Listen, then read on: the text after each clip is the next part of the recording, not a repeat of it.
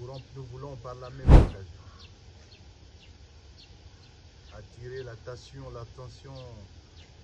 de l'opinion tant nationale qu'internationale et la communauté internationale en particulier. Et nous les prenons en témoin. Les aventures belliqueuses de M. Chilombo sont claires. Nous avons toujours émis le vœu de voir une solution politique à la crise multiforme du Congo. Mais nous constatons malheureusement qu'il tient à la guerre. C'est plus qu'une folie. Il a désormais. Et nous disons néanmoins que cet acte odieux ne restera pas sans conséquence. Ceux qui font véhiculer des rumeurs du genre, ils vont rentrer, ça n'engage pas. Bien au contraire, en sécurisant la ville de Bukavu et fort surtout des événements de cet après-midi, nous n'allons pas laisser les bras croisés. Il va falloir que la menace soit écartée le plus possible et que toute la province du Sud soit totalement sécurisée. Well, after yesterday's devastating blast on the rally that was held by the M23 in Bukavu, the leaders of the M23 have announced that they are seeking to advance southwards. Now, the catch here is that southwards, it's a bit of a problem because Burundi has its interests, because that is the territory that borders Burundi, as well as the South African National Defense Forces are based in the southern east part of DRC, and that is Lubumbashi. So the advance southwards by the M23 is in direct conflict with the Burundi forces as well as the Southern African National Defense Forces that are situated in south of DRC. Well, that is part of the story that I'm going to tell you in this video, as well as we are going to discuss the interests that Burundi has and the militias that are in favor and against, because right now, if the M23 is seeking to advance southwards, there is going to be a direct conflict with the Burundian National Defense Forces first before they go to the South Africa National Defense Forces. Well, this is Bonafide. If you haven't subscribed, kindly subscribe and hit that notification button so that when I release something new on the M23 Burundi, Rwanda, South Africa, or DRC, you get notified as soon as possible. Well, as we said just yesterday, the blast that happened in the rally that the M23 was having in Bukavu is going to be a total game changer in the crisis in DRC, because right now we have an escalation, and the M23, through its leaders and spokespeople, have come out to say that they are now going to advance southwards so that they can make sure the enemy is far away from their operations.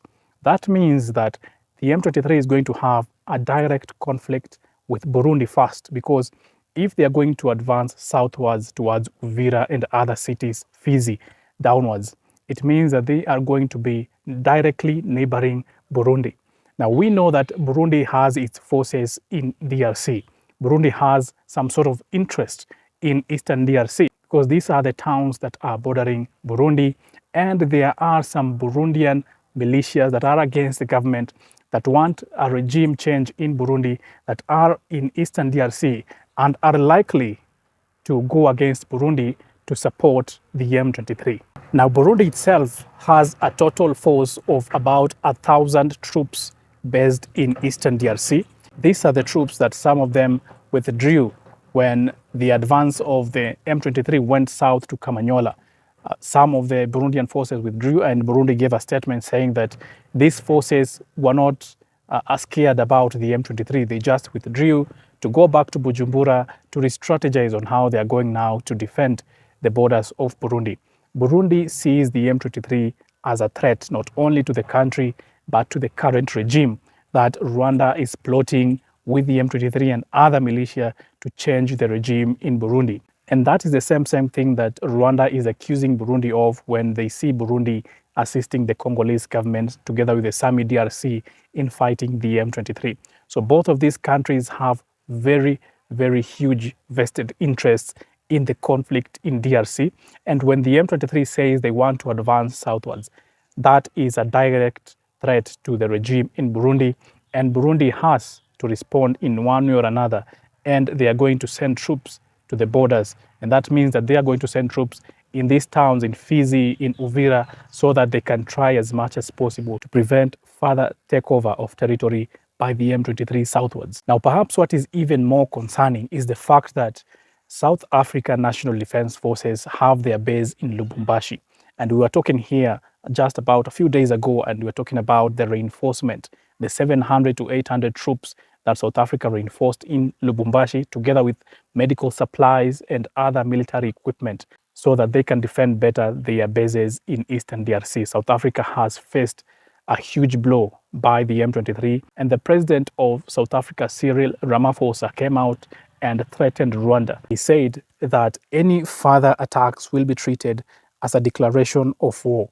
That is South African President Cyril Ramaphosa telling Rwanda directly that we know that you are the ones who are supporting the M23. And should the M23 come close to South African forces again, should they attack the South African forces to cause the loss of lives and injuries that they have already caused to the South African troops, then he says that that will be treated as a declaration of war. But President Kagame was also very quick to respond to this threat by Cyril Ramaphosa, the president of South Africa. He said that if South Africa prefers confrontation, Rwanda will deal with the matter in that context any day. Therefore, he says that Rwanda is ready for any confrontation with South Africa should South Africa see that it needs to fight the Rwandan forces at any time. Well, and that means the confrontation is now live, because with the statement that was given by the M23 that we are now advancing southwards, it means that Burundi is on the pathway to a conflict with the M23. It means that South Africa, in one or another, will be in readiness to confront the M23 should they decide to go southwards and reach Lubumbashi. Well, and this is a reminiscent of what happened in the Second Congo War, or what is famously known as Africa's World War, when members of the SADC region went in to support Laurent Kabila against militia forces that were supported by Rwanda and Uganda. And we're seeing Tshisekedi now going even to Chad to ask Chadian forces to come in and assist the Congolese government. We've seen ministers of the Congolese government going to as far as the Sahel governments to ask for support, for military support to fight the war in eastern DRC.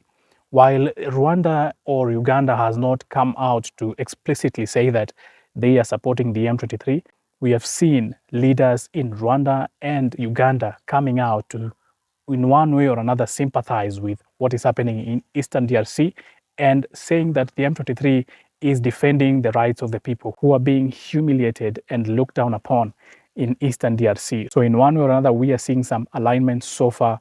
If you're talking about Burundi, Rwanda, if you're talking about Uganda, if you're talking about South Africa and the SADC region, although Malawi has withdrawn its forces from the SAMI DRC because of these advancements of the M23, majorly the SADC regions are still in support of the Congolese government, and that is now taking us back to what happened in Africa's World War.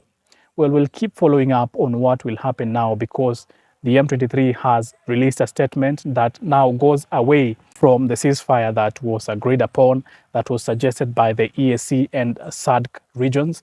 Right now, we are having a hostile environment in DRC, Eastern DRC, and we'll keep following to see what will happen next after the M23 has released that particular statement.